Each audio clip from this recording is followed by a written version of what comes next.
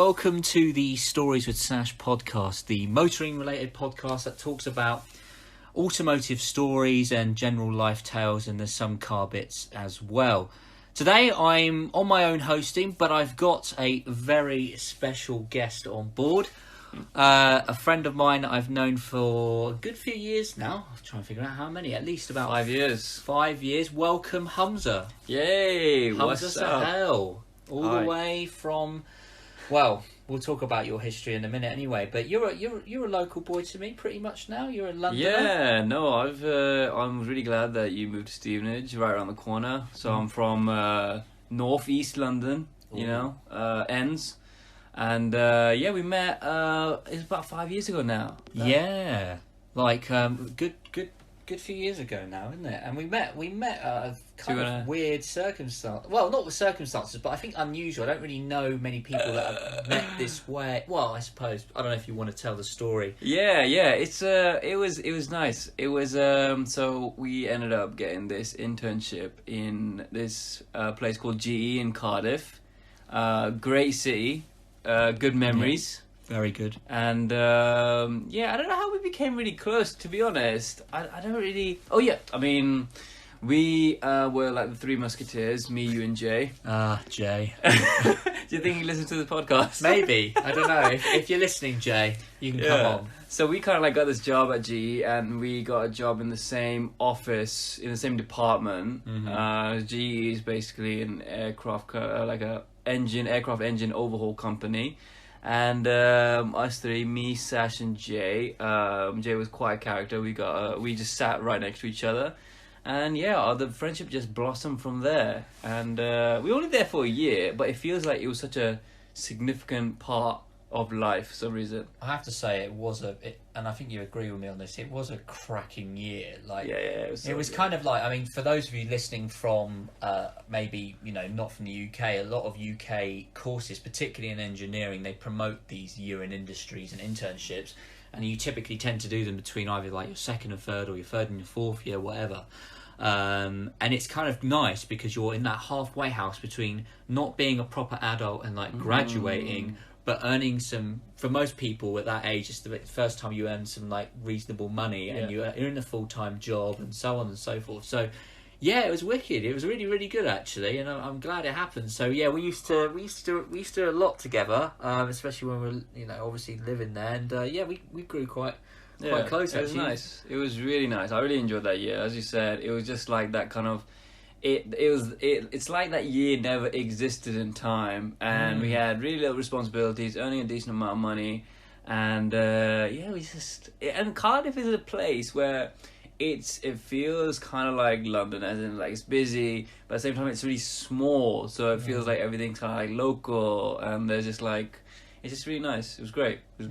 Cardiff is, I agree. I mean, I had some previous, because that was like basically your first time in Wales ever, isn't it? Like, definitely. Because I mean, I'd been in Wales for a couple of years beforehand, because I only went down the road to Swansea Uni. So I really enjoyed Wales, and it was nice to be there and so on. Like, I do agree with you. I think Cardiff is a great city, to be fair, and it's certainly nowhere near as expensive as London or anything like that. God, so the rent and stuff like that. I still miss that. I can't believe the rent was so cheap. Honestly, I think I genuinely remember paying.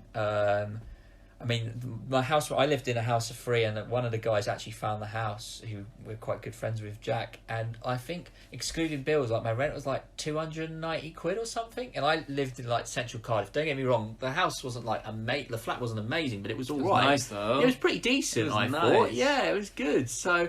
Yeah, used to have, I don't know if you're listening, Nathan, but used to sleep on the sofa quite a bit. Oh yeah, I know, right? Yeah. You had loads of people who were just like mooching off of you, man. Yeah, I mean, it was quite nice, because sometimes I'd just come back and it was just like you didn't know who to expect, and for your situation, it was a lot of things that you didn't expect. No.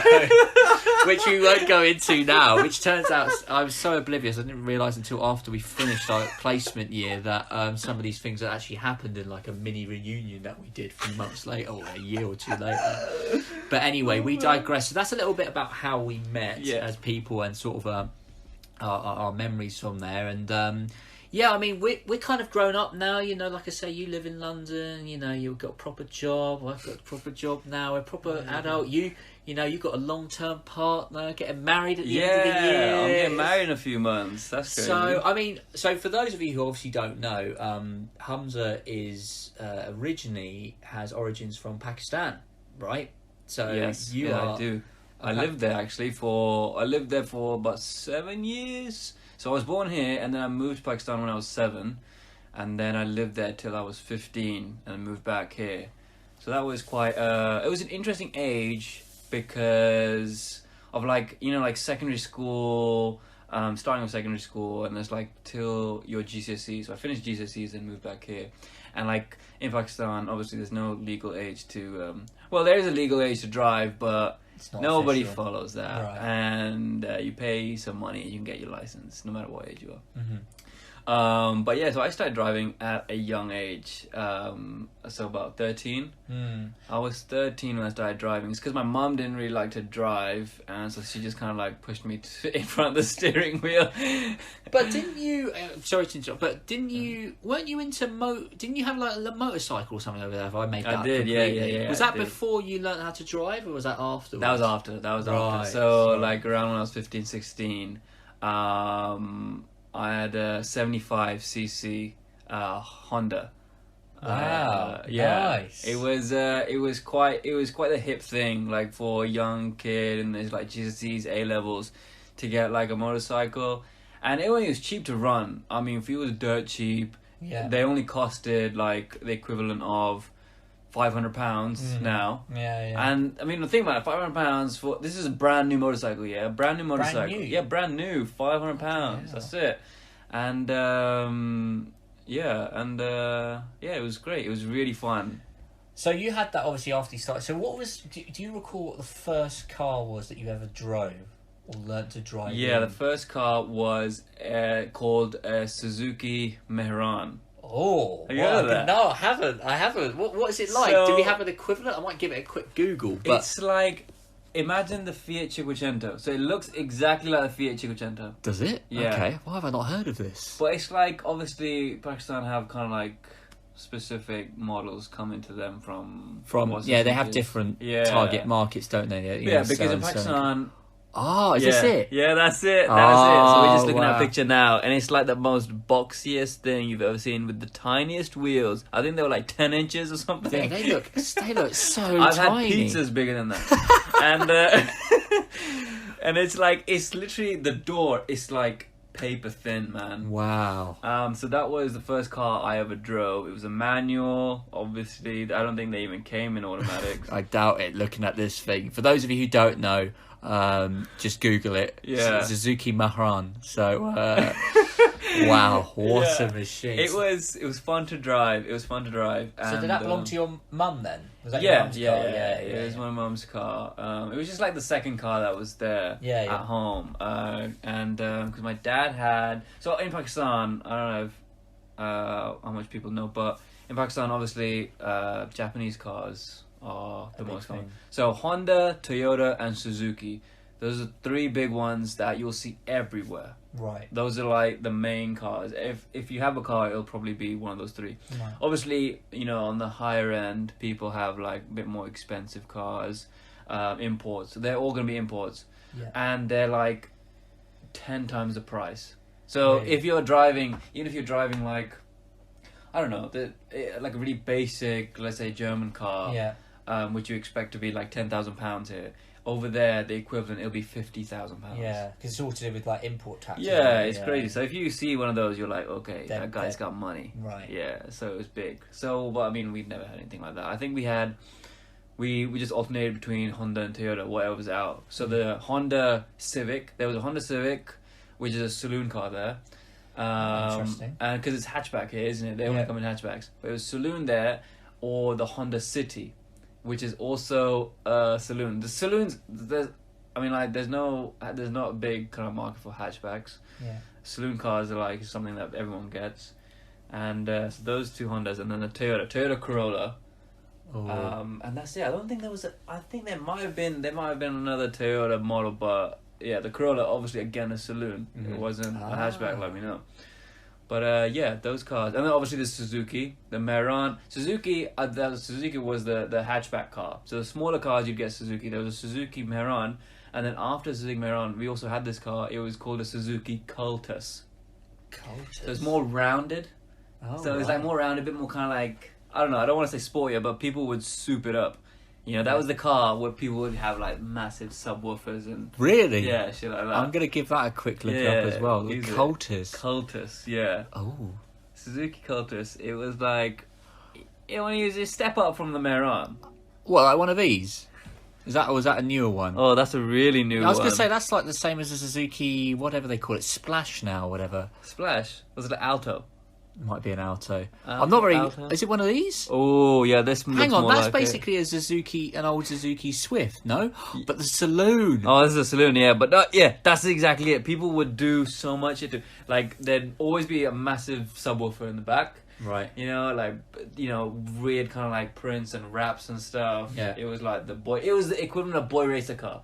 Wow. And Yeah. for those of you who obviously don't know what this is, essentially what it is, we did have them in the UK, but they're more like akin to the Suzuki Swift over here, like the old one. But wow, so predominantly Japanese cars is what's sort of popular over there. Yeah, Whatever. it is. So you grew up around, you know, Suzuki's, Toyotas, Hondas. But all my mates couldn't afford cars, so we all just had. That's why we had bikes. Because it was just the cheaper alternative, and if you go anywhere, we'll all just kind of like get on a bike and just like. So this may sound silly, but I'm guessing because I've watched a lot of stuff that, you know, that's filmed in like Vietnam, for example, and so on, and they have loads of motorcycles over, but nobody seems to. I don't think it's compulsory to wear a helmet or whatever. Nah. Is that the same over there? Yeah, same over there. I think they've kind of like they've started. Kind of like they've made it and it's illegal not to wear a helmet, but you know, unless you get stopped, right? You know, there's no like cameras there taking pictures. It's like if you get stopped, the police would kind of like give you a fine or whatever. Right. But that's all like about 10 quid or something. Right. Okay. I mean, that's still a lot like over there. I mean, it's just for no reason. But you'll find like the driver of the motorbike will have the helmet, the passenger won't. Right. Like it's not a legal thing for the passenger to have a helmet. For some reason, it's really weird. It's really weird, but you'll find out. Yeah, a lot of people just try to get away with it. And is it true that because in some places, I'm thinking of Vietnam again off the top of my head, but I'm sure other places do it. Like the motorcycle is for some people like their car, and they end up carrying like completely absurd stuff that you think if you did that in the UK, like, you know, I'm talking like ladders and chest of drawers. And stuff like that. I've seen sofas. I've seen sofas on it. Like, I mean, light, you know, couches, not massive ones, but sofas, tables, chairs, anything, cabinets, you name it, someone's probably carried it. And like, you know, there's a big culture of like piling people on a motorcycle there as well. Yeah. So like 3-4 people, easy. That's quite common. Easy. Like a family, you'd see a family on a motorcycle easy. So like husband, wife, one kid in the middle of them, and another kid on like the fuel tank.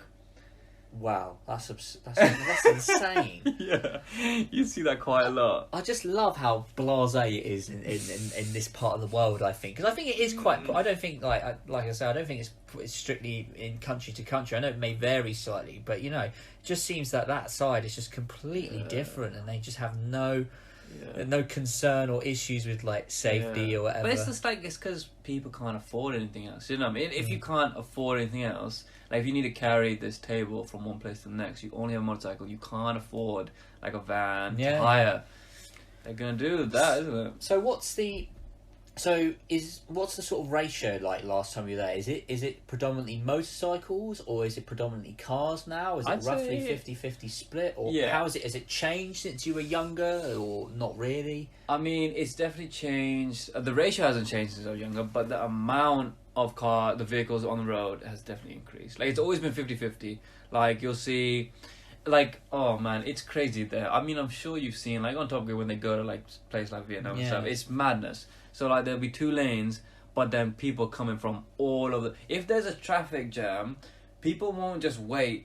It'll just come from left and right, try to overtake people, just kind of like jump in front. Like no one's going anywhere, and it's crazy. Like if you get stuck in a traffic jam, you can get stuck for hours because there's no kind of like flow on like no kind of like, you know, proper queue.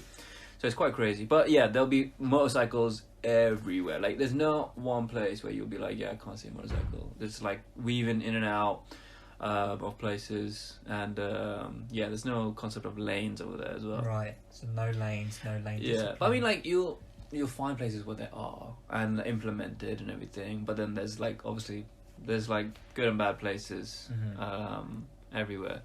But yeah, the car culture there, it's quite crazy. I've actually recently, my mate told me this story. So he bought a new car. He bought a Honda Civic, one of the Honda Civics, the newer versions, and you know from the dealership, from Honda. Wow. Okay.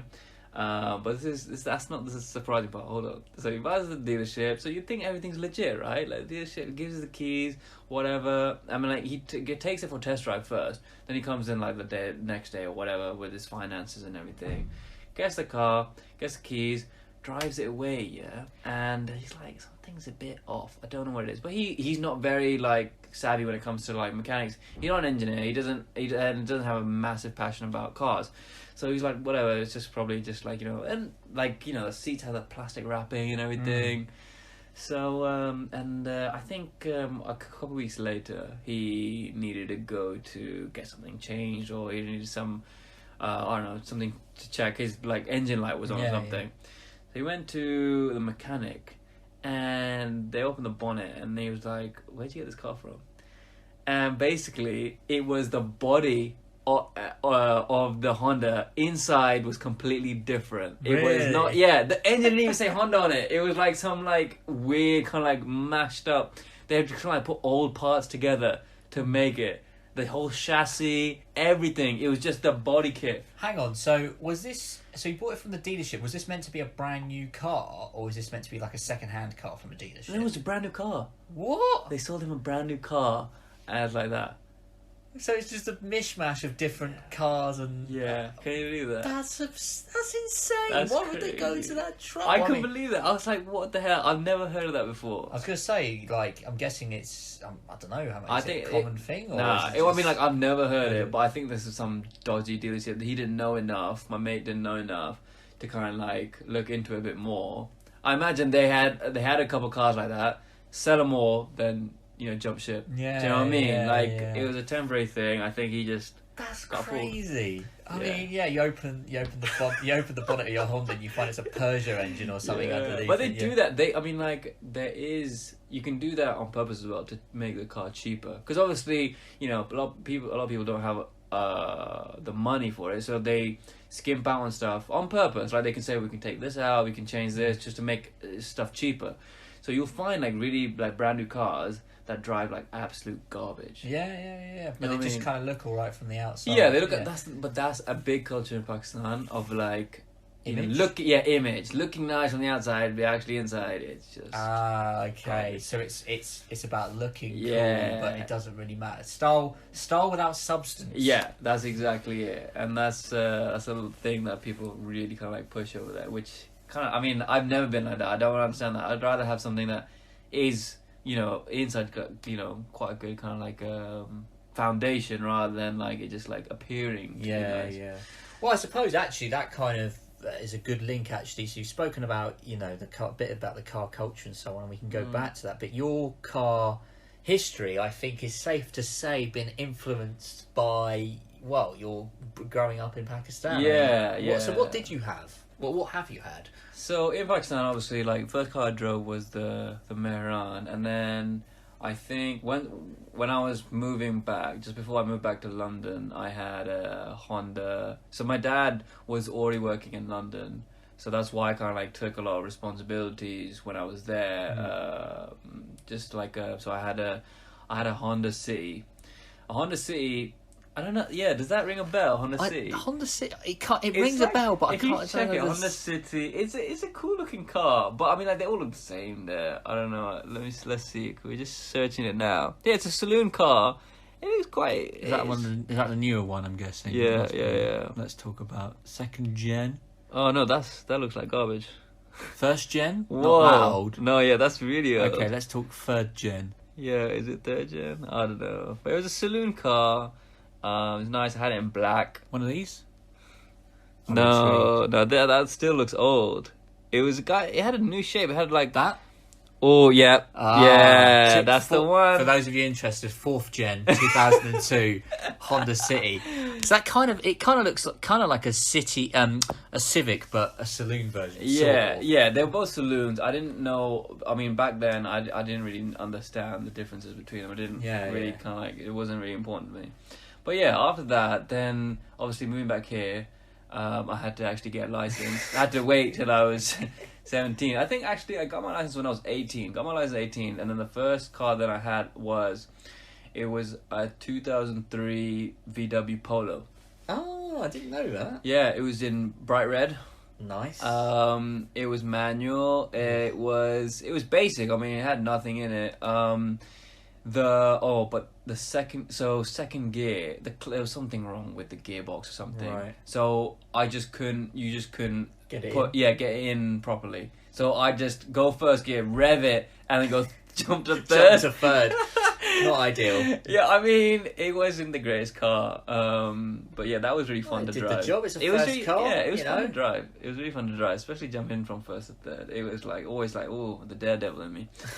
What year was that? Was a 2003. Yeah, I know that. I know the model shape you're on about. Yeah. A friend of mine had a Polo, Yeah. same era and so on. Good. So yeah. Then after that, then I jumped straight into because I mean in London, I was in London at this point, and it was just like I didn't really. oh, Is that hang pizza? on, we got pizza.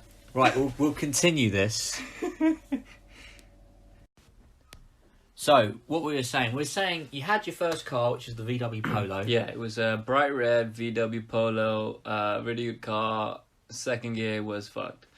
So after that, I wasn't driving a lot, but we had like a second car at home, which I just kind of like claimed as my own. It was a white Toyota Yaris. Ooh. Yeah, this was manual as well, and it was like the first. I'd say like I don't know. It was my introduction to like modern manuals. Do you know what I mean? Like I didn't know you had to press the clutch down to turn the engine. Do you know what I mean? Like that wasn't like. Wait, well, what do you mean? Hang on, you didn't. So previously, when you're driving manuals, did you not press the clutch? No. What? Why would you? Hang Like, on. what's the reason? The clutch is to disengage the gears. Yeah, but if you're in neutral anyway, it doesn't really matter, does it? Yeah, neutral, but you're not driving everywhere in neutral, are you? No, but as in like when you park up, you put it in neutral, Yeah. and then you turn off the engine, yeah? Yeah. So when you turn on the car, you sit in, put your seatbelt on, turn the engine. Yeah. You don't need to do anything with the clutch. No. I thought you were on about when you're driving. No, Obviously. obviously. I was gonna say. No, obviously. I was like, what? You've been press the driving all clutch. this time. That's why your second gear was dodgy. No. Why is it not going in? No, to turn the engine, you had to press the clutch down. Oh, Do you're you know talking that? about high tech stuff. Yeah, like techie stuff. I've never owned I've never What, owned a manual? car with no. I've never owned a car that. Does that? No, you have to press the clutch. Safety Oh, feature really? now, isn't it? Oh yeah, because No. like I mean, in Pakistan, it wasn't like that. I mean, 'cause obviously cars were older as well, and Oh, yeah. the same. I mean, like stuff like that. Like I'm going back to like Pakistan again, but you know, airbags are an added extra. You need to pay extra for airbags. What, in Pakistan? Yeah, it's not Wow. like they strip everything. It's just like for basic. Anyway, but so yeah, it was the Yaris, and like I remember my first time driving it, I was turning it. I was like, what the hell? It's not turning on. And then I don't know. I just kind of like tried to kind of put it in gear, and I was like, maybe this will work. And then I just had my foot on the clutch, and it just turned, and I was like, oh wow, that's weird. I don't know why that was such a kind of like a revelation to me. But it was it's like it's nice, these kind of like new kind of like high techy manual stuff. Because I thought it only existed for automatic cars. But it was cool. It was a good car, solid car. I got it. It was like my first car that it was on finance, and that's where I got trapped, mate. This is the story of me being trapped in finance for the next 5 years, Wow. 5-6 years, mate. You So- should listen to one of my earlier podcasts. We talk about finance. Oh my Yeah, God. mate, you could have avoided it. Who knows? It was, but I mean, at the time I didn't have any money, so it's just like, I seemed did like what, the you do logical what you do in it. Yeah. So after that, like I just got tired of the manual, and I found out I was moving to Cardiff, and I was like, let me get a bigger car. It's got a bit more comfortable. So went to Toyota and be like, give me another car. All right. And they were like, yeah, no problem, you're on finance, so all you need to do is just sign this and then you get a new car. So obviously it was just like sweet. They took the old car and they gave me a new car, and I think the monthly payments went up by like 50 quid or something. Right. It was still quite cheap. It was like 200 quid. Which is not, I mean, it's not the worst, and especially like, you know, we had a salary in Cardiff coming in, so it was like, it seemed like a reasonable option. It was automatic. It had flappy paddles. Yes, I remember. Yeah, it had a so what model was this again? This was the Toyota Aris 2012. Yeah. 2012 1.6, wasn't it? Yeah, it was 1.6 petrol. Auto, flappy paddle. Yeah, it was moving up in the world. It was good. It was really nice. You know, it had a nice, you know, it comes with all the sat nav and stuff, and obviously, I mean, no kind of like amazing electronics, but it was good enough to kind of like be like, wow, this is a nice new car. Nothing's gonna go wrong. It's a Toyota, obviously, and nothing did. I had that for the next 3.5 years. 3.5 years I had that, and yeah, it was a decent car. But then 3.5 years came to end, and I was like, okay, so the finance obviously was running out, and you either have to give back the car or refinance or just get a new car. And I was like, I don't know. At that time, I think I was into my new job. So I moved jobs after the year in Cardiff to this place called MBDA in Stevenage, and I think I was a year and a half into that, and I was like, okay, I need to get a new car. And I was very lazy. I wasn't looking for a new car. I was like, I'm just gonna get the new Aris and just carry on finance. Wow. So you got the newer Aris. Yeah. I got the newer Aris and then carried on finance. I think the monthly payments were the same. The Aris I got in 2017.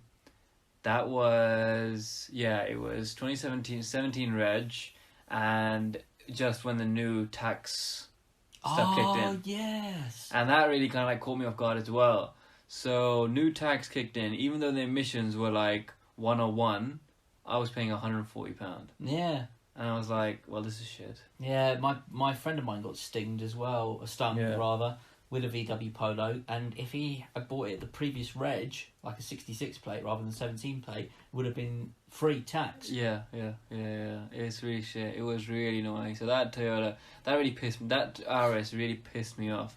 Like, it's a great car. I really love that car. It kind of like, you know, and the thing is, with those RSs that I had, I mean, I know they were like new cars, and then by the end of it, they were only 3 years old. But I drove them. Like the RS I had, that I gave up just a month ago, the one I got in 2017, that had 60,000 miles on the clock. Really? Yeah, I did 60,000 miles in those 3 years. And there was nothing wrong with that car. Yeah. Like, it was in pristine condition.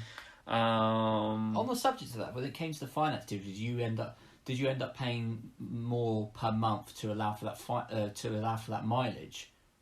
Oh, but like, so that only accounts afterwards. So my initial agreement was 10,000 a year. Right. Then they calculate the monthly cost in terms of that. But in the end, if you then exceed the mileage, that like the 30,000, then you need to pay on top. So how many miles you've done, you need to pay. But I didn't. That's only if you give the car back. Then you need to pay on top of whatever mileage you've done. I didn't give the car back. I basically paid off the rest of the finance. I paid off the rest of the finance and then part exchanged my car. I see. Very clever. So I made money there. Right, okay. So, yeah. So, that brings us on nicely, because I've literally just seen it for the first time today. Your new car, which is It is a Mercedes C-Class. 2015. Nice. Yeah, 2015 C-Class SE Executive. Right? And that's a C200, isn't it? Yeah, C200. So, does that have sounds silly, but is that a 2-litre engine in it? Yeah. 2-litre turbo. Ooh. And it has, I think it's like 187 brake horsepower. Oh, nice. Petrol. And it's good. It's for like, I mean, it's been like a month since I've got it. No complaints at all. It's like, you know what they say about, I've heard a lot about Mercedes being like super comfortable, but until you drive it, you don't understand how comfortable it is. It's so nice. First of all, it's automatic. and Which you like. Yeah, it's nice, comfortable, and it's just like these little kind of things just make it nice and comfortable. The seats are just so nice to sit on. This is the first car that I've had that has electrical seats. I've never had that before, and it's just nice, man. Heated seats. It's just the one thing, like we were talking about it earlier. The one thing that I had to get used to is the gear shift on the stalk. Yeah. Yeah, the stalk gear shift behind the steering wheel. That is kind of odd, but as I was saying before, it just makes sense. It's just kind of like convenient having not moving your hands around. Yeah, true. Nice. I mean, I have to say, like, when I had a look at it earlier and took it for a little spin, like, I mean, I've never driven a car, because it's quite, a lot of old American cars have that sort of gear stick arrangement. So it did take me time to get used to, but I tell you what, it's a lovely car, just very comfortable. Yeah. It's very relaxing. Yeah. The interior is lovely. I think Mercedes' interiors are really, really good. And the quality of the materials and everything like that. I mean, the auto and that. I mean, I've recently moved to diesel, as I said, which driving that car, guys, so smooth. Oh, it's beautiful. It's so creamy and silky. It is, yeah. It's just really comfortable. Really comfortable. I'm so glad. That's why I was looking for a comfortable car. Like, I'm not too fussed about, like, speed or like, I've never been like, that's not important to me. I mean, and the thing is, that's what I find. I guess people are interested in. I mean, like, people who are interested in cars in different ways. They're interested in, like, the drive and, like, more sporty. They want like speed. So like, I mean, when are you gonna go more than like 70, 80 miles an hour? I mean, it's interesting. It's interesting you say that, because I think you're right. A lot of, particularly people of our generation, they do think this. Like, they want the sportiest, the most hardcore thing. And I think it's actually quite rare for somebody of our age to go for comfort and luxury over sportiness. It's because a lot of my mates, when I told them that, I'm getting the C-Class, my mate was like, I'm going to call you Granddad. Yeah. I'm like, really? It's just like, that is the image, isn't it? Of like comfort and like, a relaxed drive isn't a thing. It has to be fast, punchy, kind of like, they were like, why don't you get BMW, M Sport? Like, no, man, I just doesn't interest me in the slightest. Everyone has a BMW M Sport. They're driven by, boy race. The boy racers with a little bit more money. Yeah. Do you know what I mean? I just don't. Like, I mean, and the BMW, like, every bloody has a bit. Thing is, though, the way I've always looked at, like, the main three Germans when you go to it, you've got BMW, Audi, Mercedes, right? People always used to associate BMW with being the ultimate driving machine. It was a bit sportier, usually popular with the sort of younger people, whatever. Then Audi, somewhere like, then you have like Mercedes, which I think is typically used to have an image of like the slightly older generation. It's true. But I would say it's definitely like the next level up in terms of like luxury, quality, blah blah blah. But Mercedes, particularly Mercedes, old Mercedes and so on, like they've always had that image. And Audi's like somewhere in the middle, I'd say, right? And I don't think it's very common it's not. It's probably more common now, but it's not so common compared to people buying BMWs of our era and so on. So it's nice to see. It's a nice car. It's in that. What colour is it again? It's like called It's called Diamond Silver. Diamond Silver. Yeah. I never really thought of that colour. Like, I'm always like, darker colours. It's standard, isn't it? Like, you go for like black or like a dark blue or grey or whatever. But this silver car, I saw it, and like when buying a used car, obviously you can't be super picky. You look around, but if you find a good deal, like colour is something it's the least important thing sometimes, isn't it? Well, yeah, I mean, it is in the grand scheme of things. But you want it. Quality of the car, obviously like the engine and everything, is important. But obviously, you want something that's visually pleasing. Yeah, you don't want something disgusting. Yeah, and you go out and look at it in the morning and go, why on earth that colour? Yeah, no, exactly. But it's something that I never really thought of. But when I saw it, I was like, wow, that's pretty good. Yeah. Well, actually, it's interesting because, we've spoken at great lengths about this before, and you were this wasn't really in your initial list of considerations, was it? Because you said you wanted a new car a couple months back. You're like, I want a new car. What do I sort of get? And you came up with well, one or two A couple of suggestions. things, yeah, because like I knew I was going to change the car. The hours finance was coming to an end, and obviously my first kind of like thought was I need to ask Sasha because he knows everything about cars. So I mean, Sasha's been involved since the beginning of like the whole process, and I kind of like we were like talking about stuff like I really like the newer Mazda 6s because I knew I wanted to get a saloon. Because I just fancy kind of like something a bit longer, you know, it's just a bit more, I don't know, stylish. You know what I mean? But yeah, Mazda 6, something on like, it was obviously cheaper than Mercedes, and it comes with a lot of kind of like gadgets and stuff.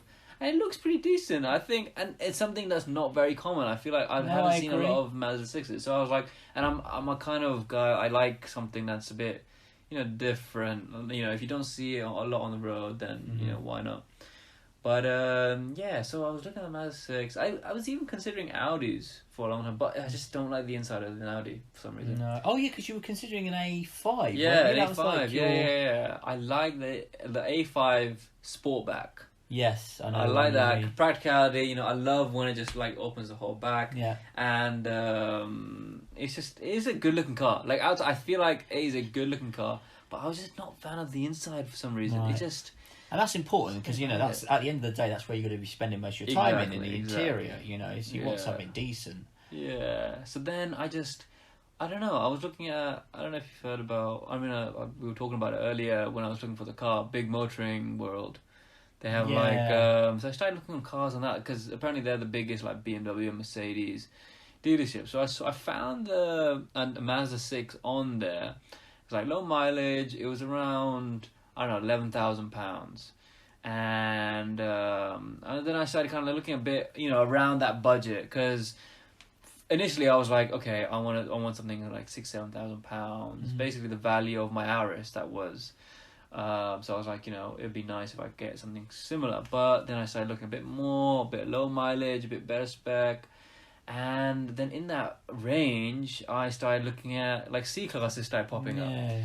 And I was like, and like it was my brother-in-law actually. He was like, yeah, if you're gonna spend this money, you know, you can get like a like a Mercedes or a BMW. And I was like, yeah, that's true. So I started looking at the C class, and I was just like, I don't know. As soon as I saw it, I was like, oh my god, they look so good. And the inside, it just. There is an aspect of like, you know, if you have a Mercedes or even a BMW, it's that feel, isn't it? It's like, okay, yeah, you got like a decent car. So I don't know. Yeah, it's a bit of a there's badge, you know. There's a badge behind it. You know, it's got different kudos. You know, if you show or presents rather. You know, if you ask somebody asks you what you're driving and you go Mazda, right? Yeah.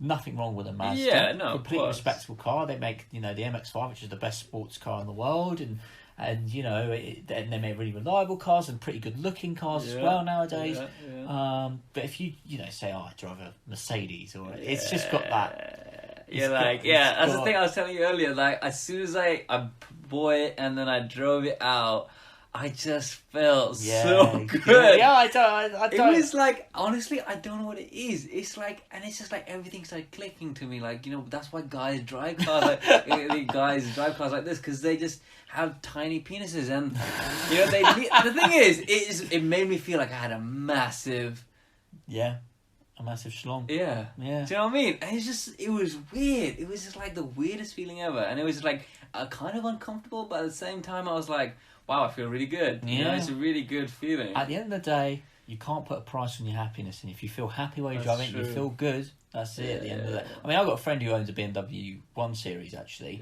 or it's his company car, and he says, I don't know what it is, but because I'm actually insured on it as well, and he's like, every time we go into it, I'd automatically become a BMW dick driver. Don't know what it is. You just get into it, and it's just like that. And I kind of know what he means, because whenever I've driven it, I'm like, I just want to be a dick. I just want to cut people up. I want to not indicate around roundabouts and stuff like that. Yeah, it's that feeling of like, because depending on the car you're driving, you feel like you have some sort of like, you know, importance on the road, isn't it? Ownership of the road. It was a massive jump. When I was driving Aris, I thought, like, you had to kind of like stay away from all these kind of Mercedes and like higher end cars, because it's just like you feel like you're inferior. Inferior, and it's such a weird feeling. And I feel like people who don't drive cars, you can't explain it, because I was trying like explaining it to my fiance.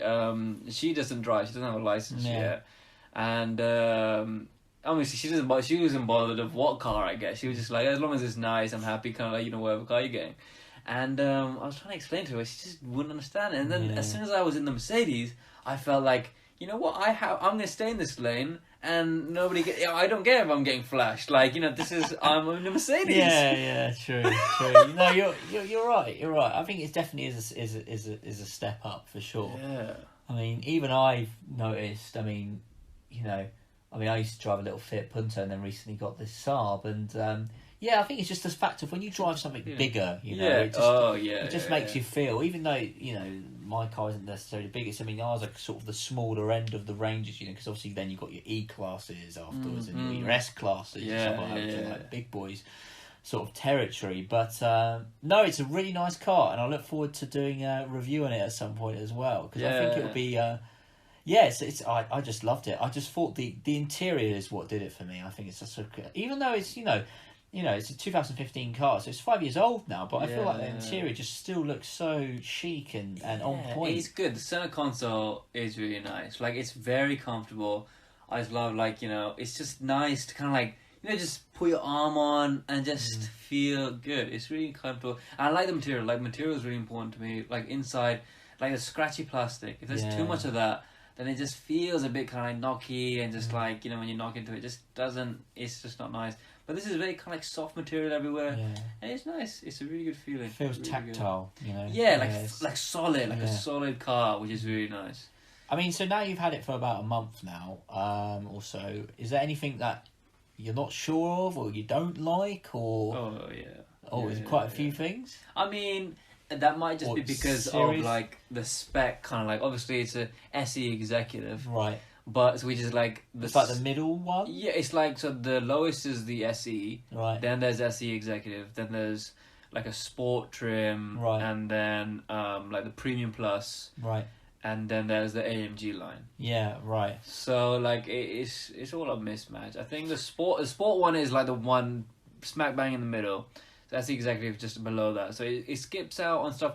There's like certain things where you think that Mercedes should have this as standard. Right. And we were talking about it before when I was showing you the car, and it was just like, like automatically folding wing mirrors. It's just like it's one actuator on either side, and it's like the thing is, the button spacing is there. Everything is just, they're just taking it out. Just, I don't know, it feels unnecessary, and I feel like it'll cost them more to take that out than just leave it in. But that's how they make. I mean, the German car manufacturers, BMW, Mercedes, Audis, and VW as well, they're famous for this. They make their monies back on options, right? Yeah. So it's like that, and there's like the rear air vents as well. That's what got me as well. I just thought... like the rear seats, the climate vents, the climate control kind of thing. They don't have, and it's just, the thing is, they just left it empty, and it just looks very cheap, and like just, it looks gross. It's not even a cover, like a little kind of pouch or anything. It's just empty, and it just looks really weird. And so it's just unnecessary. So there's some equipment that you think should be on there for that type of car. I feel like a Mercedes or BMW, Audi, they should just have standard stuff. Like, this is basic stuff. Do you know what I mean? It's not even like asking for a lot. But I just think, funny enough, you mentioned about electric folding mirrors, because I was just thinking that on my car as well. And I was like, my car should have this, but a lot of cars that you think should have it don't have it. It's weird, but it's like, manufacturers deliberately make it an expensive option to have, or the higher trim levels, whatever. Yeah, it's a trim and stuff like I didn't know this was a thing, but as standard, no matter what trim you get, you don't get rear folding seats. Like this.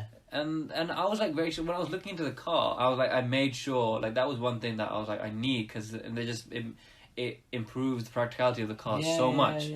So luckily, I mean, like, all the cars that I was looking at had that. They call it the stowage pack, that you can fold the rear seats. But it doesn't come as standard, and that's on all three of the German cars. Like BMW, Mercedes, and Audi, they all have. It's an added extra. I don't know how much it costs, but I mean, even if it's a couple £100, I'm like, wow. I mean, that's just... Yeah, I mean, it's interesting you crazy. mention that, because I thought that. Well, I've had one saloon car before. It was the Alpha, which I had when I was in Cardiff with you, and I thought that all saloon cars, or most saloon cars, would come with that folding rear seats, or sort of, you know, as a thing. But Alfa Romeo, they never offered it. Right, it was just they were permanently up, and I didn't know this until I tried to move. When I was moving out, I tried to move my bookcase, right? And I thought, piece of cake, this car's massive, right? I was like, I can fit a bookcase. Went to go try and get the bookcase in. I was like, I can't fold the seats. And I was like, if I had, and what really annoyed me, I was like, if I had that tiny Cinquecento with me, I could have fit that in 5 minutes, right? Easy peasy. This, what I ended up having to do was like, it did eventually fit in, but not in the boot. I had to put it in the rear. But the gap, the door opening was just like, I don't know, like we're talking like half a centimetre bigger than the actual bookcase. So trying to manoeuvre it in there was difficult. And I just thought, God, this is annoying. Like, but you know, they argued that it was a luxury car. What are you carrying a bookcase for? And I was like, you know, you get somebody else to do that for you. I was like, come on. But I would have thought that, you know, it's a bit cheeky, I think, for them to charge it as an optional extra. But the thing is, I don't understand. Now you mentioned luxury cars. Too much luxury, I don't understand on a car. Like, I feel like this is an interesting topic. My dad got a new, so he's on a finance scheme with Lexus. Yes. So he just got his finances renewed. So he had the IS, whatever it is. Yeah, I'm not really massively familiar with the Lexus range. I mean, like, my dad has it, but I just still don't know. It's IS, I don't know, whatever. But it was like a low spec saloon car, Lexus. And he had that for 3 years, but he just moved on to the ES something or the other. There's some numbers in front of the ES. Right. But this is like a more luxury car, and it has like random things like in the passengers, the rear seats, it has those like blinds. Yeah, it has like blinds and stuff. You know, when it has blinds, you're like, okay, this is a luxury car. Yeah. It's like, but the thing is, I was like, what is the point of those? It's fully like black tinted back windows. Why do you need a blind as well? Like, it's just pointless stuff like that. It's just like, okay. And like even on the rear window, the rear window, does that have a blind as well? Yeah, it has an automatic blind that comes up, and then when you put it in reverse, it automatically goes down. Yeah. And it's like stuff like that. I mean, to be fair, like Mercedes actually, I think they were the original ones that pioneered that sort of tech in the S-Class or whatever. Yeah. But I thought you were going on about, I don't know whether you'd agree, like a lot of cars nowadays. How do you define luxury? Do you define luxury as the amount of gadgets you have on your car, like what you've been, mentioning, and all the electronic stuff, or do you define luxury as just pure comfort and relaxation and so on? Do you get what I'm saying? Yeah. I mean, I feel like those are kind of like similar, because obviously the more gadgets, the more kind of like comfort, isn't it? Kind of thing. But like gadgets, I don't mind. Like that improves your driving experience. Yeah. Like for the driver. But when it becomes luxury for the passengers, then I'm like, that's needless. I mean, like, it's very kind of unnecessary. And when you kind of like sacrifice practicality, then I'm just like, hold on a second. Yeah. Then it becomes too far. Like, if you're like, that's why an S-Class Mercedes, like I love watching like the reviews on like of like really luxury cars and stuff, because I'm just like, this random stuff that you need to be like a very important person that has a driver, chauffeur, or whatever, and like, really high tech kind of tycoon or businessman that you're going to sit at the back, and like you need all these like gadgets. Do you know what I mean? No, I agree. I think on that subject, like, I think when you sort of get to the sort of that size and caliber of vehicle, then I think catering for the passenger is kind of fair enough to a certain extent, because like stuff like S-Classes, Bentleys, Rolls-Royce, stuff like that. They're not for nature. drivers. They're not really drivers, because I mean, people do drive them, and people show off, and I'm not saying I wouldn't drive one, but it's entirely built for the people at the back of the car, right? And they have like these fridges for their champagne, and crazy stuff like TVs and so on. And I kind of get that to a certain extent, but when you're doing that sort of stuff for something like, not to that extent maybe, but that sort of thing with like a C class or even an E class to you think, why? Because most people who are gonna have these type of cars are just gonna be driving it themselves. All right, yeah, they might have kids or or they could be taxi driver or something like that. So it could cater for the rear as well. But I just don't. I do agree. I think tech has and gadgets on cars. I know they're trying to improve the drivers and suits, but sometimes I just think it's too much. Yeah, it's for the super rich. Like, I wouldn't, if I see a normal bloke driving like a souped up S class, I'd be like, that's a waste. Do you know what I mean? It's a waste. Like, if I don't know, if I wouldn't buy an S, let's say I'm comfortable, I'm doing well, I can afford a really kind of like the top spec S class, I wouldn't buy that. Do you know what I mean? Yeah. Like, unless I needed a driver and I needed to be driven around, then yeah, maybe. That's like, if you were super rich. Yeah. So that's why, I mean, there's a line where you cross where the car doesn't become about driving it. It just becomes about like, comfort while getting from A to B. Yeah.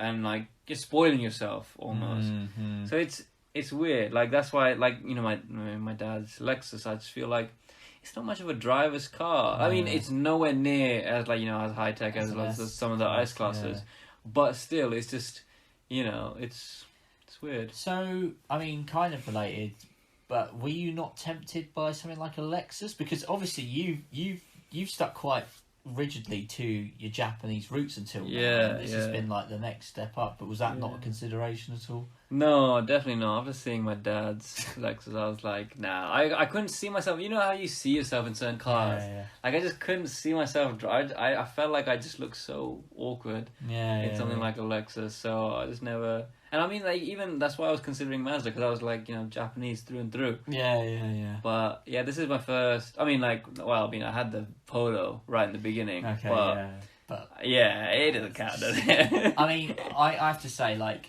VW is always renowned as the people's car. It's kind of like your not average Joe. I think VWs are still quite pricey. They can be quite pricey, but more people tend to have. You sort of step in the game when you go to sort of Audi and so on. But you sort of alluded to, so what? Money no object, right? What would be sort of your dream car, or dream cars perhaps? I don't know. What do you have, like something in mind, or? I've always wanted, like, I love classic muscle cars. Okay, interesting. Yeah. Like old, like Mustangs. Yeah, like the kind of like classic. I mean, I feel like loads of people say it's for the '67 Mustang. Yeah. Do you know what I mean? Fastback. Yeah, I've got a friend of mine who. They just look so good. I just love the way they look. I didn't realise you were a muscle car enthusiast. I mean, would be your. I would if there was money wasn't an issue. And I was in the market for a car, I'd get that. Definitely. That would probably be the first car I'd get. Do you know what? I can completely respect that. They are nice cars. They're iconic. Everyone, even if you're not into cars, I'm pretty sure most people will be able to tell you what that is. Yeah, exactly. Everyone goes, well, that's a Mustang. Yeah, that's maybe not know the exact year, but that is a Mustang. Yeah, and they are nice cars. They look, and I would just like sit there and admire how it looks. Do you know what I mean?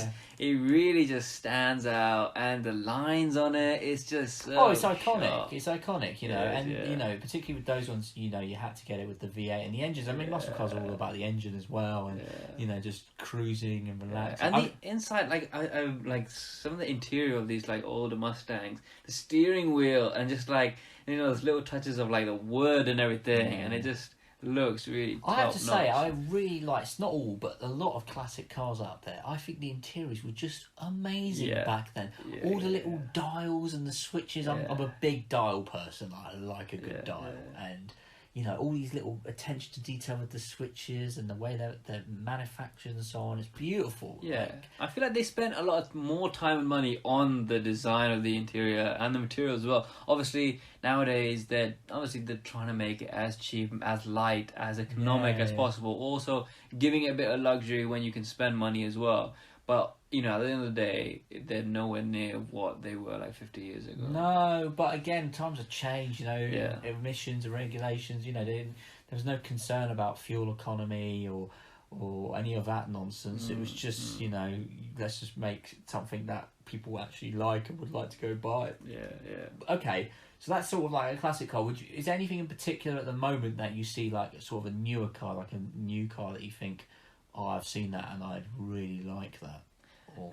yeah, I've never been into. I mean, I feel like loads of people would say stuff like, like supercars, like a Ferrari or a Lambo or anything. But I've that's never. Not really your scene. No, I don't know. Even I mean, like again, if I was to get like a Ferrari, it'd be one of the older kind of 90s kind of like bit, but when it was a bit boxy. Yeah. Oh, you like that sort of. I vibe, love that. retro. I love like the Honda Prelude. Yeah, I was going to bring this up. You're a big fan of the Honda Prelude. The Honda Prelude. Oh my god. 1992? Yeah. Oh my god. That car. Oh, it looks... that kind of... The look. I just love that look. I don't know why. It just looks so I know exactly. I love straight... lines. Edgy. Yeah. Boxy. Yeah. Yeah, I do like that. That was a very sort of late 80s, 90s sort of vibe, isn't it? The boxy shape, to be fair. That was really good. I liked, Honda. I'm surprised you didn't get one of them, mate. Honda Mate, I just like... The thing is, I don't have the guts that you do, man. I knew they were going to just break down. I just needed something that I could just run. Yeah, true. I mean, Hondas are pretty reliable. Well, even those engines were quite thirsty back then as well, and so on. I mean, I have to say, my parents, we grew up a lot around Japanese cars. I mean, my dad had,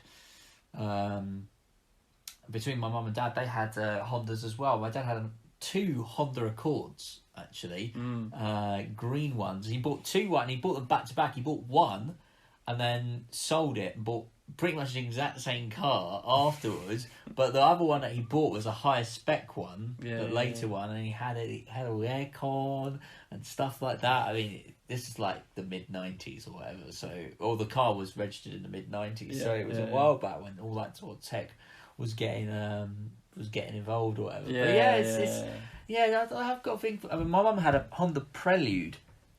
No, not Prelude. Integra. Right? Oh, yeah. And it had pop-up headlamps, right? Yeah, I love that. And I remember as a kid, I just used to press that button all the time. I loved pop-up headlamps. I like that. Is cool. It's a shame. I mean, I get why they don't do it now because of pedestrian safety and blah blah. But I think there's a safety feature there because when you pop them up, obviously you're using them at night, right?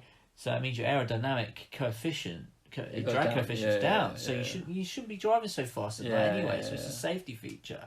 But yeah, I think it's anyway, I do miss that sort of style. But what about you? What would you like if money wasn't a problem? What would you get? What was your dream car? I mean, I think I have mentioned this actually, maybe in a previous podcast with somebody who's an avid viewer perhaps. But me, I'm nothing too fancy. I'm kind of with you. I'm more interested in older cars. I do like newer stuff as well, and I get why people buy it or whatever. I mean, but like for instance, like my car that I just bought now, that is the newest car I've ever owned. It's 2008, and it's 12 years old, and in my eyes that's pretty new, right? But so most people are like, what? So like 12 years old, that's ancient. I was like, really? I was like, me, in my consideration, anything after the year 2000 is new, pretty much. No, but in all seriousness, so on that note, I would probably... I like Italian cars. For me, it would be a classic Alfa or something like that. That would be my sort of dream car. I mean, don't get me wrong, they're not massively expensive. I mean, they're still like 20-25 grand. But a classic GTV6 or a Spider or anything like that, I absolutely love because I just think they're so elegant and chic. Yeah. I mean, that would be like I wouldn't use that necessarily every day. I mean, you wouldn't be able to break down, but that would be sort of my dream car. If I had to get something like, that was my only car, brand new. Again, probably still Italian, but maybe like an Alfa Giulia, Quattrofoglio, one of you. Because funny enough, I had a friend of mine who was looking for the sort of same type of car that you just got, like a small executive saloon, right? And he said he was kind of in a similar predicament to what I was in. He was like, I kind of want something a bit different, but I don't want to go German, and I sort of recommended like Alfa Giulias and then I recommended this Jag XE, and he eventually went to go buy that, and it's a really nice car, bit different from the crowd really. Anyway, we digress slightly, but yeah, probably Alpha GT V6 would be my dream car. My everyday car would probably still be something like a Maserati or something like that. Oh, yeah. Maserati Quattroporte, the original one, like the sort of early mid 2000s to late teens. That was a lovely car, like to drive every day. But if it was something, well, I'm trying to think, if it was something kind of more sensible. The thing is, if it was if I'm thinking about brand new cars, I'm really interested in a Tesla. Oh, okay. Yeah. So why is that? I don't know. I mean, like, it makes sense, isn't it? Like, I don't know. I've always been like, nowadays it's I wouldn't say the hip thing, but it's just like, you know, you need to think about the environment, economic, and it just looks good, right? I mean, like, the Teslas, they look cool. They look, and not the what is it? The Model X, the big one. Nah, I mean, that looks like garbage. But like the Model S. They look cool. They remind me of, like, they kind of give me like Aston Martin kind of vibes. Really? Yeah. No, I don't think They're so. similar shape and like Aston Martin. That's a bit far fetched. I mean, the thing is, I kind of disagree with you on that point, because they do look very like trendy, but I almost think Teslas look. What's the word I'm looking for? fake. No, not even fake. Styleless. Like. Generic. I feel like they're the equivalent of something like a fridge or a dishwasher. Like they're like they're a utility. Do you know what I mean? Like I think, you know, you look at it, because I actually know one of my friend's dads has actually got a Tesla Model 3, the smaller one, right? Recently, last year or the year before, whatever. Top spec one, dual motors.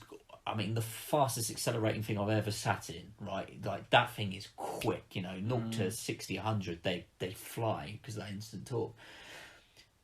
But I think Tesla's business model is very interesting, and I respect them for that, in the sense that they're not very customizable cars. Like, literally, you can get probably a handful of colours, and trim level is pretty much the same. Like, interior trim, you pretty much get the same stuff. It's just like the motors and... Right. So anyway, yeah, we're saying you like Tesla. Yeah, if I was gonna go brand new, I'd go like, you know, Tesla. And I know you're like, I mean, you raise a good point with it being like an iPhone. I get yeah, that. it's like, Tesla is the car equivalent of an iPhone. It's basic. It's not very customizable. It does the job, and it does the job well, and that's it. It's like for people who don't know a lot about cars, but know enough that, you know, it's reliable, it's good, isn't it? I just think, I agree. And I think, you know, Tesla's, they've done a big thing. They've come a long way over a relatively short period of time. And, you know, if you don't like Elon Musk, I mean, you've got to give credit where credit's due. Like, he sort of hit the nail on the head with this sort of thing, and it's going there. And they're not cheap, but you are seeing more and more of them on the road, you know, as time goes on. And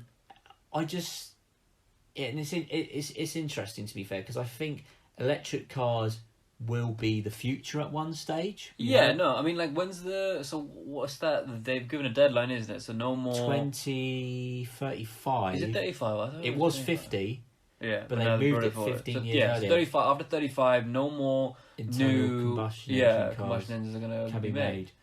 So that's it, isn't it? So, like, I imagine, I mean, like, when... Like, let's say, you know, the next generation of, like, you know, our kids are our age, there's not going to be... I mean, that are, like, you know, the cars we're driving now are going to be, like, the super classic cars that, you know, are going to be very rare. I mean, it's going to take some time, I think, for electric cars to filter through and internal combustion to go. Because they can't just flip a switch overnight and go, everyone has to drive an electric car. Yeah, they're going to be still in circulation. There's going to be loads in circulation. But it'll get to the point where, you know, they will just start taxing people out of internal combustion cars. It's like, you know, it's like diesels, for example. I think I mentioned this on another podcast. It's like a few years ago, everyone was like, pro-diesel, get diesel, and then now they're like, no, we don't want diesel anymore. Like, tax people out of it.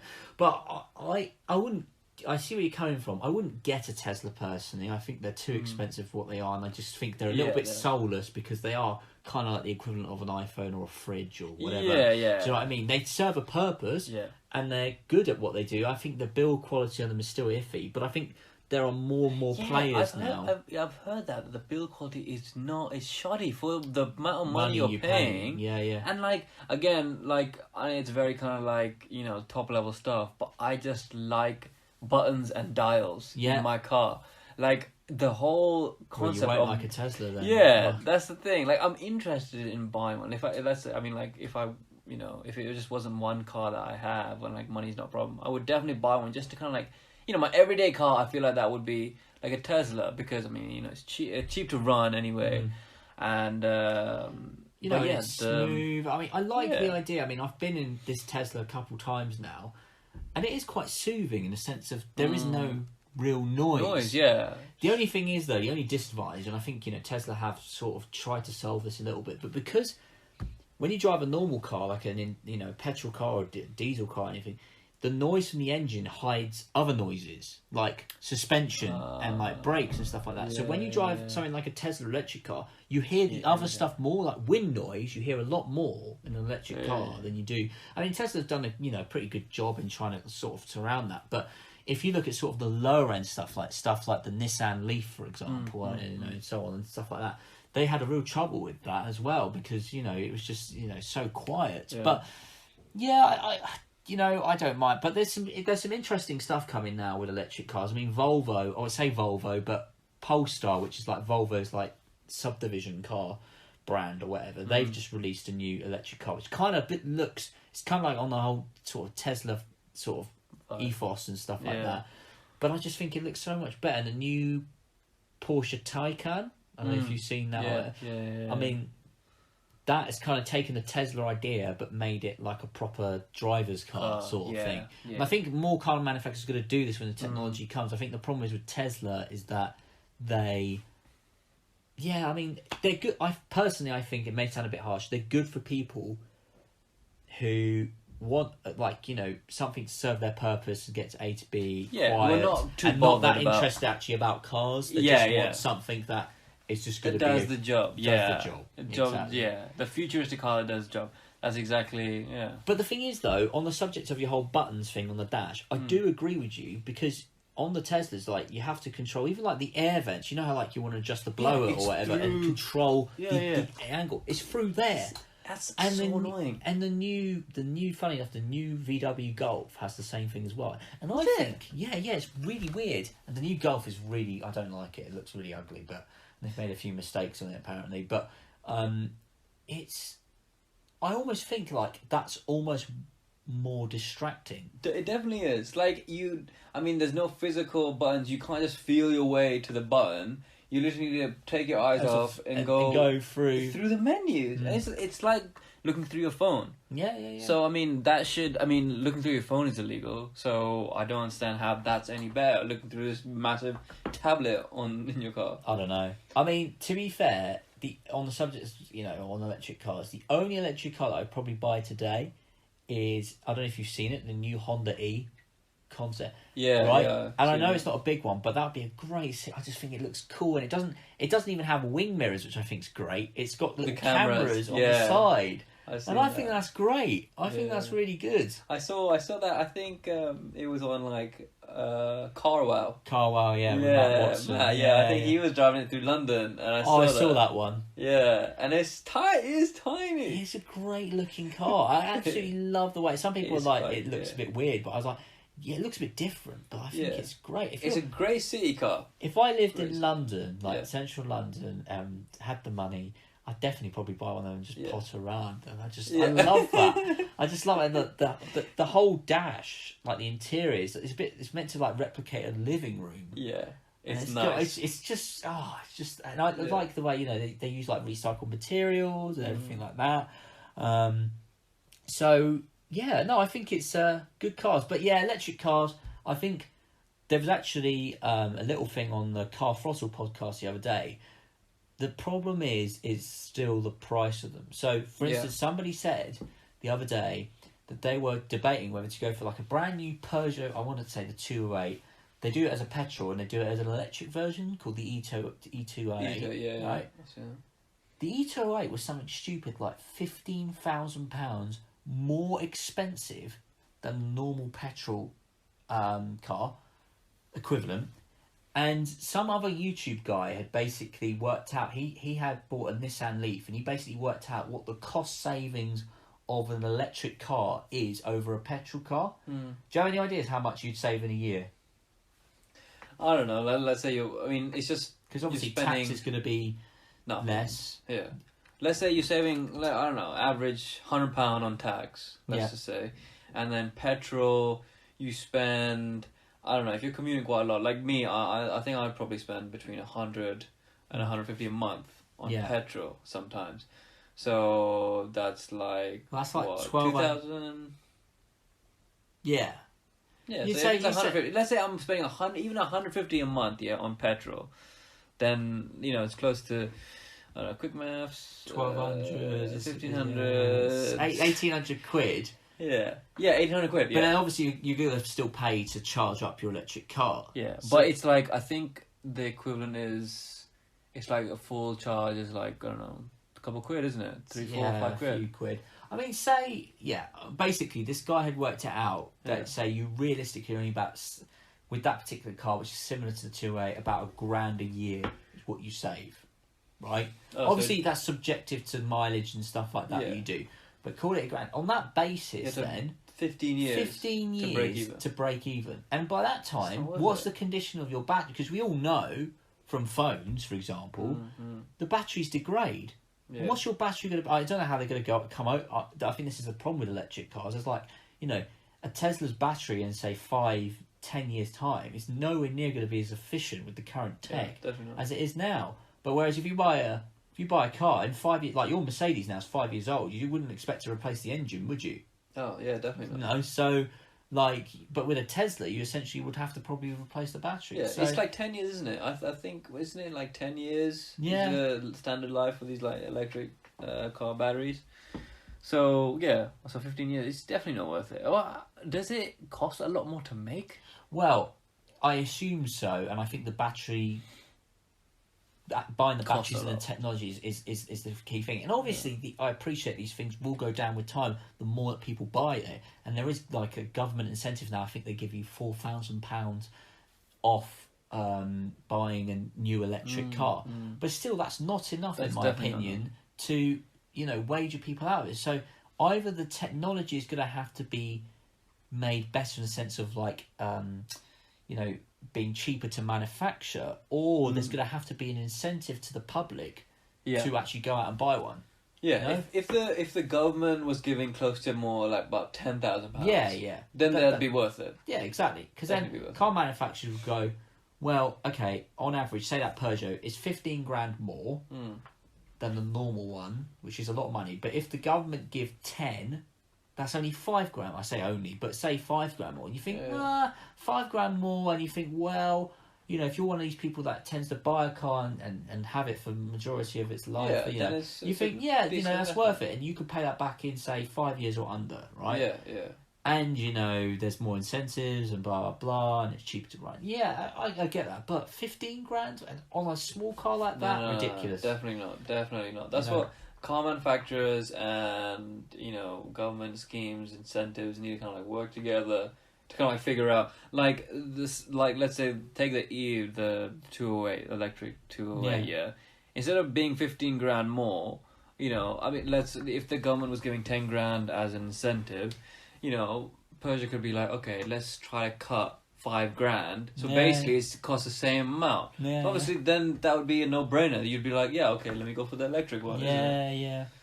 But until that happens, no one's gonna go. Especially not before 2035. No one's gonna bother. No, I don't think so. And for me, I mean, it all depends on the sort of lifestyle you live and what you use a car for. But like, for me, I still do like, I like to do the long distance driving from time to time and go to different places. And I just can't be bothered with any of this range anxiety that people get. That's I want to be able to fit, and until the point where electric cars, because not only about the charging as well, like, how long does it take to fill up your car with petrol or diesel? 5 minutes, right? Even with these supercharger stations that Tesla have, you're still talking like, I know they can do something stupid like 20-30 minutes. Yeah. That's still a longer I mean, like, think that's about good, but that is a long time. Like, if you're going on like a long journey, I don't want to wait 20, 30 minutes. Like how many coffee breaks? I don't need that many. Until they get to the point where it's literally very close or virtually the same. Yeah. Because people will then think it's a step back rather than it being a step forward. If you have to wait, I mean, like some stuff you have to wait like an hour. You know, and what about, you know, well, the problem is as well is like, you know, charging your car up overnight. If you use a normal 3-pin plug, I mean, it takes forever. Yeah. And as well as that, even if you can, or you get one of these passport type stuff done, like people in London, for example, what if you live in a flat? Yeah. How's that going to work? Yeah. And that means that they have to have it in petrol stations. Yeah, petrol stations are just on the street. I have seen in London, they're just dotted around on the street. Like, in certain areas, you'll find, like, special reserved spaces that if you have an electric car, you're allowed to park there, and there's, like, a charging port. But I think you put your card in and it just charges, like, a couple quid or whatever.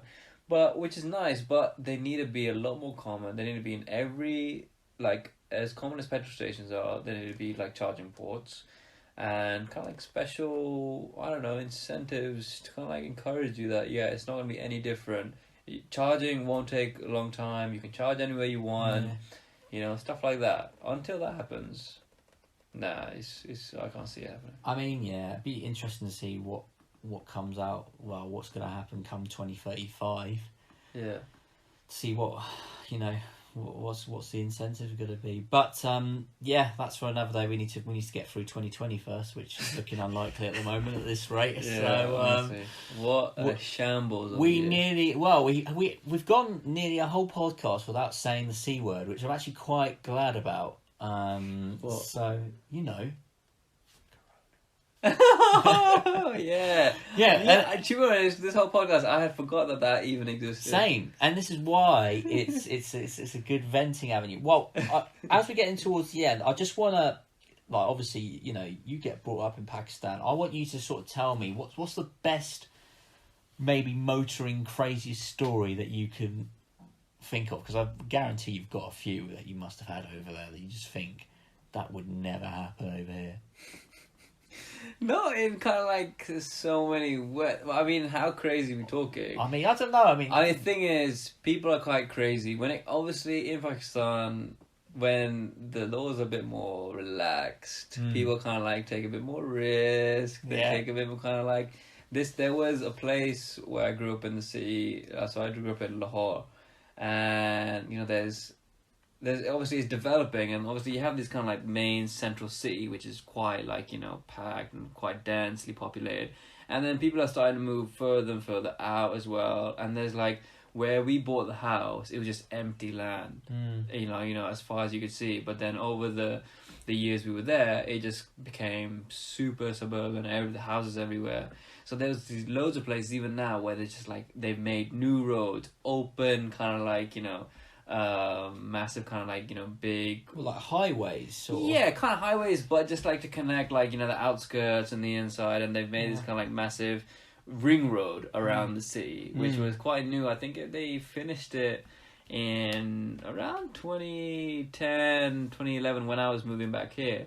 And every night there'd be like they'd close off like, you know, a couple of people with their kind of like souped up cars. Yeah. It was proper like Fast and Furious kind of vibe. Right. Everyone with like different types of cars would come, and they'd have races around like this, like the ring road, and like these like kind of, there's a couple of places dotted around the city. Like after it was around 1-2 in the morning, where we'd go, and I mean, I never had a car, or none of my mates had a car good enough to be in these races, but it was such a kind of like awesome kind of like atmosphere, and it was just really nice. It's something that you'd never see. I mean, I've heard of stories around here that, you know, people do races and stuff, but it's never to that extent that it was there. It was just like a different, it kind of like seemed like a bit of a kind of like a fantasy like movie type thing, which is really cool. Yeah, that's the type of thing that, I mean, I kind of miss. Obviously it's not ideal, especially if someone's trying to commute on that road, but like closing it off and everyone's just getting together, and it's just so surreal, man. It's so just who cool. closes it off? Do they close it off? Yeah, they just like, you know, they just, you decide. know. And the thing is, like,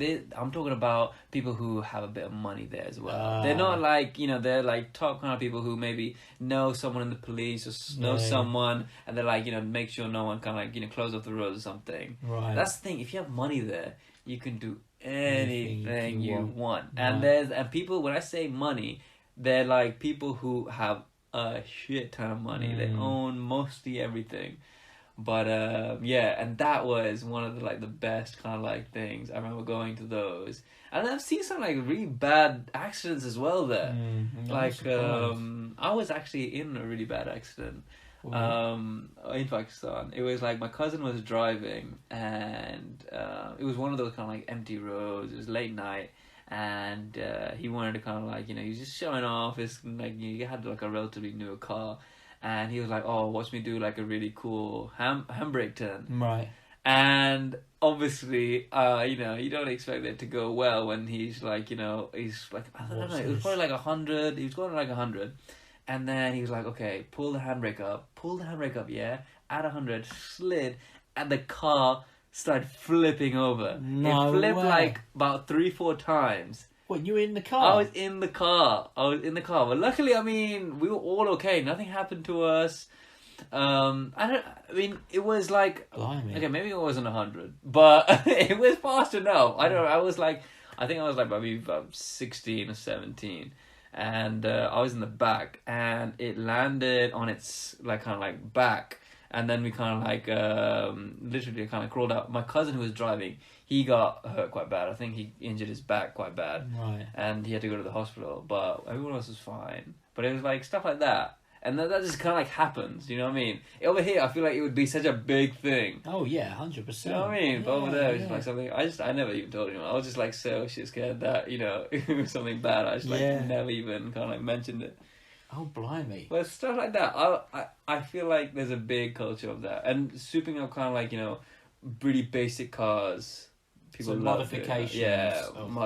Really, basic yeah.